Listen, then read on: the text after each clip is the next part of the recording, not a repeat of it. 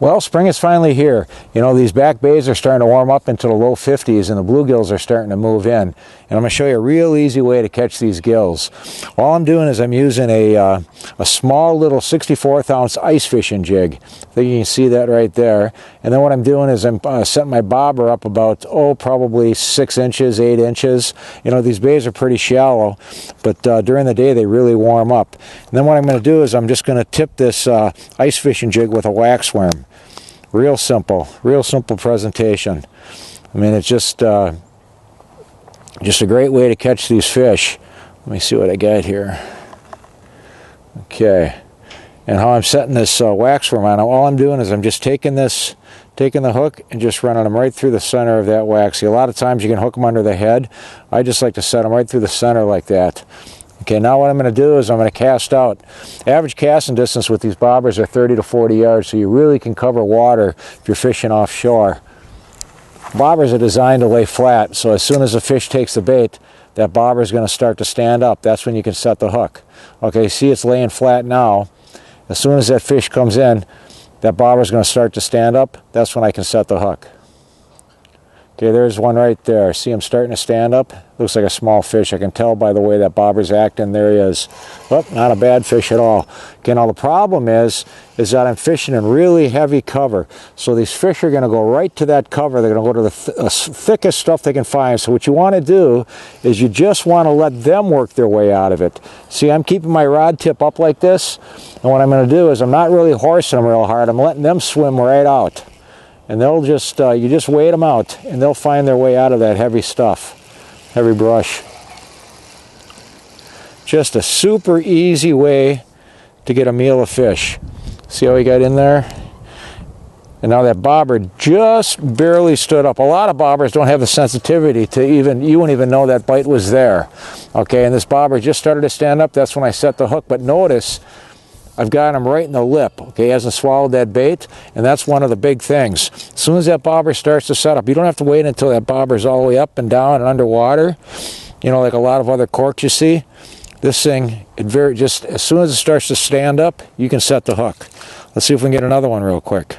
It's so simple. It's just an easy way to get yourself a fish fry. Okay, let me see what, got a little wrap here. There we go. Okay, what I'm going to do is I'm just going to cast out again. I'm going to let it sit. As soon as it starts to stand up, I'm going to set the hook. So easy.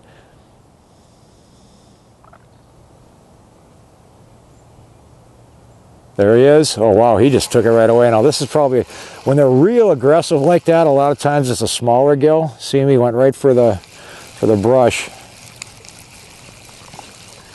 That's how sensitive these are. This little gill pulled that thing right down with no problem at all. I mean, I knew he was there. Look at the size of this little guy. But again, right in the lip.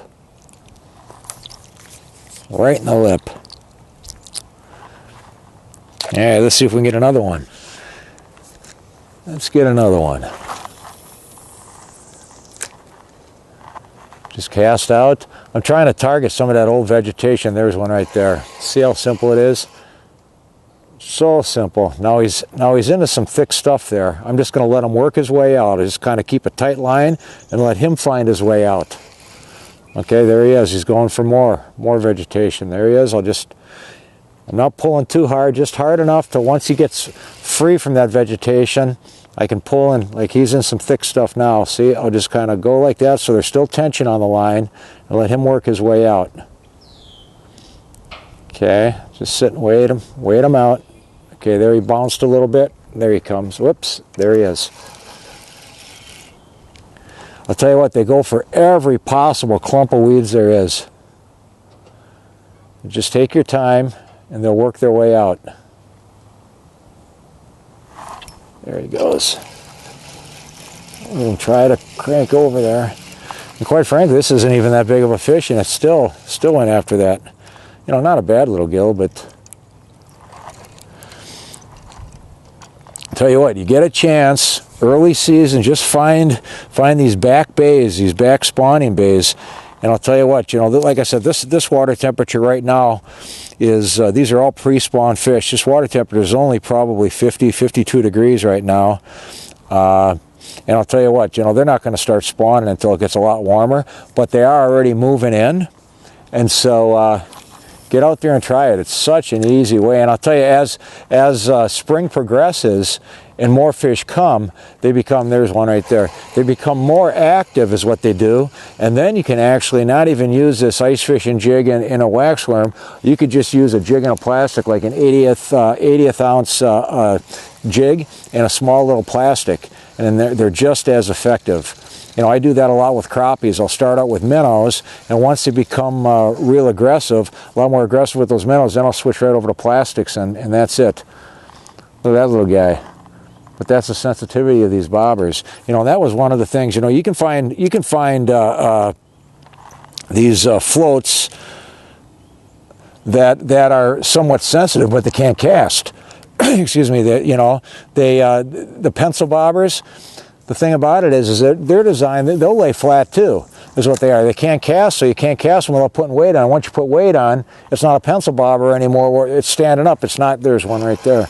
It's not laying flat anymore. Whereas this is designed with the weight chamber to actually cast 30 to 40 yards with these real lightweight bait presentations, still lay flat, and then stand up when you know, you get a fish.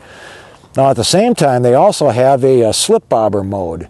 So when the fish actually, once they're done spawning and they leave these shallow bays and they go into their summer areas where they're suspended over like deep structure and brush piles and things like that, that's when you can use them as a slip bobber. And we'll get into another video. In fact, we have a couple of videos online right now, slip bobber fishing for like gills and things like that, where we're using like a 16th ounce jig and a leech. There he goes. Yeah, it's just a... But for now, this is just an easy way to go out and get yourself a meal of fish. Come on there, fella. Not a bad gill either. See how they went right into those weeds, though, every time. That's a nice little gill. Take a look at that gill. That's a big gill. That's a good eating gill right there. Very good eating gill. But again, that bobber just stood up, and take a look at where that hook set is. Right there, yeah, right in the mouth. So you get time, get out there, and I'll tell you what, it's just a lot of fun. Get yourself a meal of fish. It's a real nice gill. There you go, buddy.